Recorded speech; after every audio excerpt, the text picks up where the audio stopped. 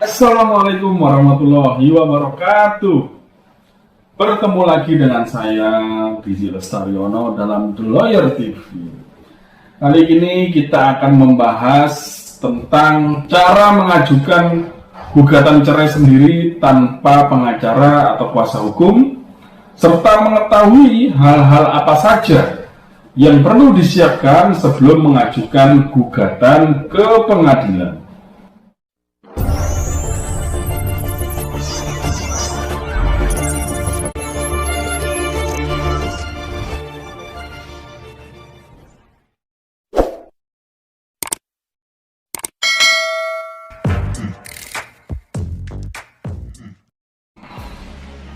Hal-hal yang perlu dipersiapkan sebelum mengajukan gugatan,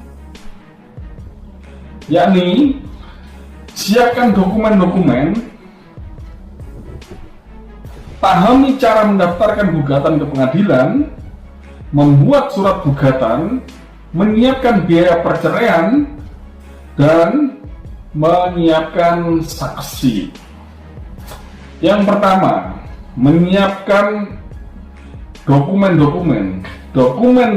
yang dibutuhkan dalam pengajuan gugatan, yakni adalah yang pertama, surat nikah. Saudara harus menyiapkan surat nikah atau buku nikah sebelum gugatan diajukan. Pastikan buku nikah Anda ada, jangan sampai hilang atau tidak ditemukan. Yang kedua, siapkan kartu tanda penduduk atau KTP sebagai bukti tempat tinggal saudara.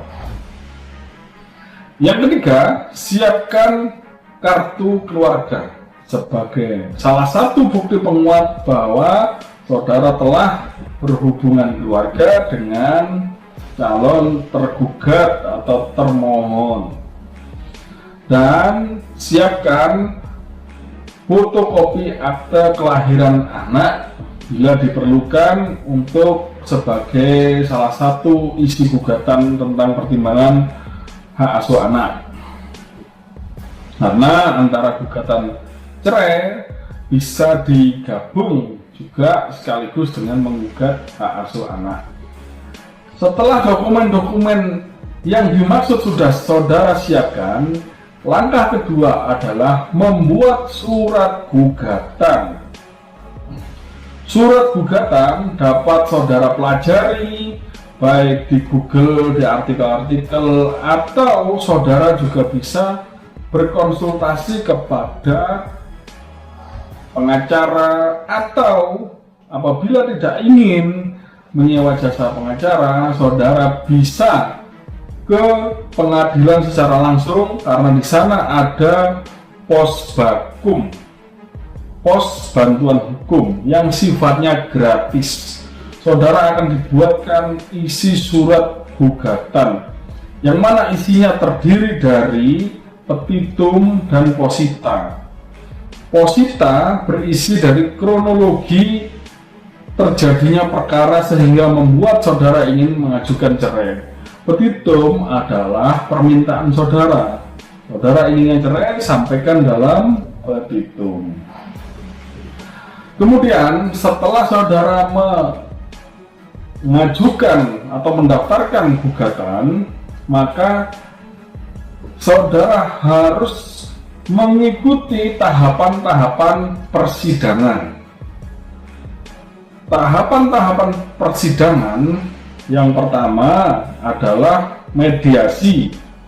Yang kedua, laporan hasil mediasi dan pembacaan gugatan. Sidang yang ketiga, jawaban gugatan dari pihak yang digugat atau dimohonkan untuk diceraikan.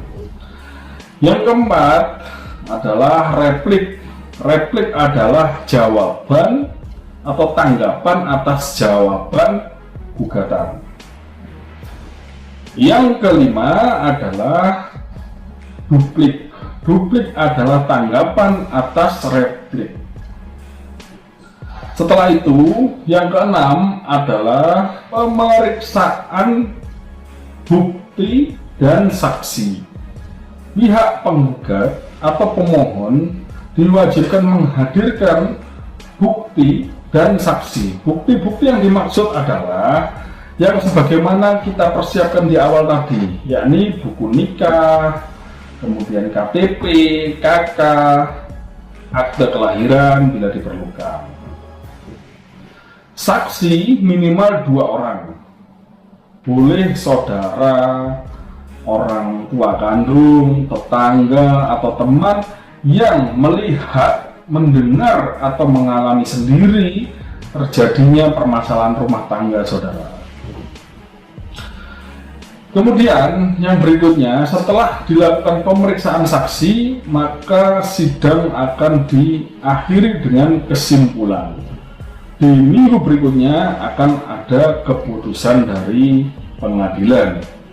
Sehingga demikian tahapan-tahapan persidangan yang harus saudara siapkan, mulai dari penyiapan dokumen hingga persidangan yang mana dalam tahap pengambilan keputusan bisa memenangkan, mengabulkan gugatan saudara, atau juga bahkan bisa menolak gugatan saudara, tergantung dari materi isi gugatannya. Apakah sudah sesuai dengan Undang-Undang Nomor 1 Tahun 1974 dan kompilasi hukum Islam atau belum.